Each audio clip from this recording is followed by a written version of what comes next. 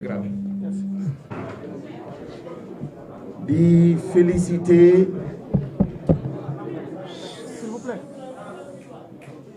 F24 yëpp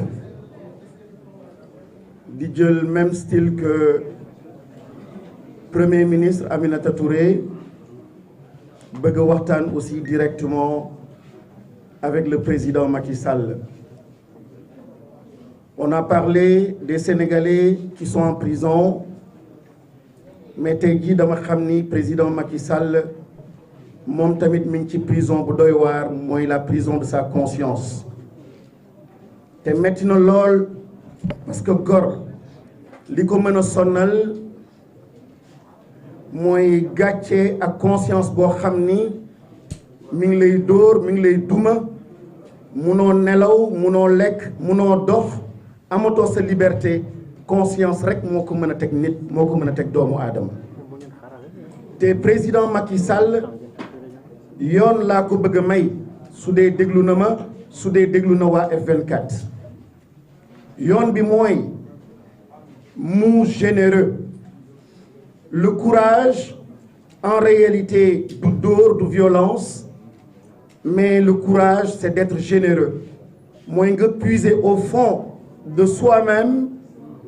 et contre tous ces conseillers démons contre yow sa propre ambition ak say passion nga mën a am courage de puiser au fond de toi-même et sortir des paroles généreuses pour sauver wax dafa doy waar wax dafa nekk loo xam ne lu kéemaane la wax moo tax sunu borom di wax ci alxuraan tamit ni wax de dafa wax ju baax dafa mel ni garab joo xam ni day mel ni ila yawmi diin di joxe des fruits mais wax ju bon tamit dafa nekk garab boo xam ni dafa déraciné wu xamoo ci kaw lan lay màbb kon wax au début était le verbe sunu borom tamit ne kun et lépp wax kàllaama dafa am solo tey jii li ñuy xaar ci président Macky Sall mooy cette générosité de faire face aux Sénégalais au peuple sénégalais et dire tout bonnement qu'il renonce au 3e mandat. Parce que li gën a garaaw si demain s'il attend dans un mois pour dire qu'il n'était pas candidat parce que yenn saa yi damay dégg ñuy wax ni lu tax ngeen di def lii yëpp te Macky Sall waxagul il n'est candidat ma ne ce serait encore beaucoup plus grave si en réalité il n'était pas candidat et qu'il laisse des morts et qu'il laisse cette situation perdurer amener des morts économiquement qu'il y ait des pertes. Je dis en ce moment, ce serait encore beaucoup plus irresponsable. Président Macky Sall, tey jii même ci ay instruments économiques instruments de gestion depuis adduna nekk adduna sagesse daf ci am doole daf ci am place. Et je l'ai rappelé une fois au Parlement dîner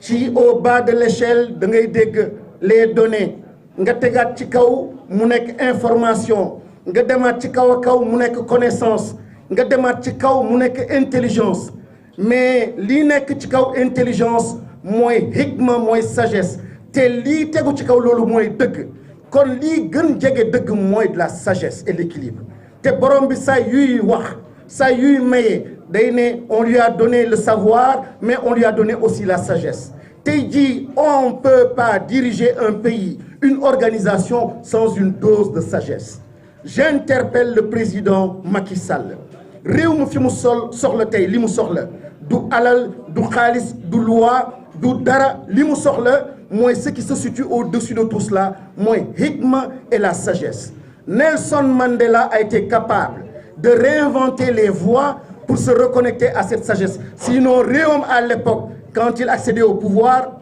mais dafa naroon jeex tàkk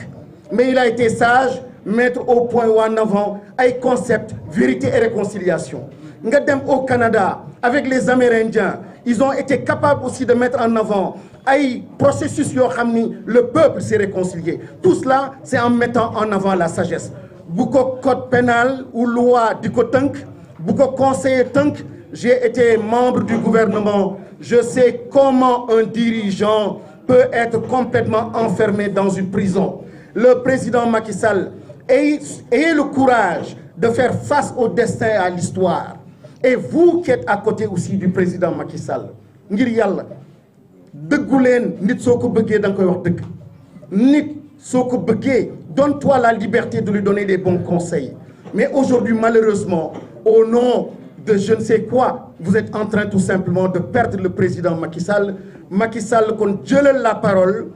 fait le discours à la nation dites simplement que vous renoncez à ce troisième mandat et libérez Ousmane Sonko. Libérez Ousmane Sonko et je parle aussi aux juges. Un juge, lorsqu'il rend une décision de justice, bien sûr, il doit s'appuyer sur la situation, les faits, mais il doit absolument agir sur la situation. Les juges, en ce moment, n'agissent pas sur la situation et lorsqu'on n'agit pas sur la situation, elle se transforme en procès politique, en problème politique et situation Sénégal tey jii fa la toll. Kon maa ngi gërëm ñëpp que le Sénégal tout entier se mobilise et qu'on libère le peuple et que Macky Sall nous entende et entende le peuple. Merci beaucoup.